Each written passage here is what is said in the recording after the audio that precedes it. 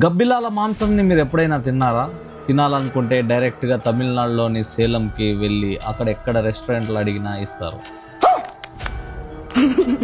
అయితే ఏం జరిగిందంటే చిల్లీ చికెన్ అని చెప్పి రెస్టారెంట్లో గబ్బిలాల మాంసం అమ్ముతున్నారంట తమిళనాడులోని సేలంలో. అక్కడ ఒక గ్యాంగ్ అడవులలో ఈ గబ్బిలాలని వేటాడి తెచ్చి రెస్టారెంట్లకి ఇంకా అక్కడ స్ట్రీట్ ఫుడ్లకి చికెన్ రూపంలో వాళ్ళు మళ్ళీ తయారు చేసి అమ్మడానికి తక్కువ రేట్లో విక్రయిస్తున్నారంట. తెలిసిన పోలీసులు ఆ ముఠాని ఇప్పుడు పట్టుకున్నారు. సో మనం ఎక్కడికైనా వెళ్ళినప్పుడు రెస్టారెంట్లో ఏది పడితే మంచిగా ఇస్తున్నారులే అనుకోకండి.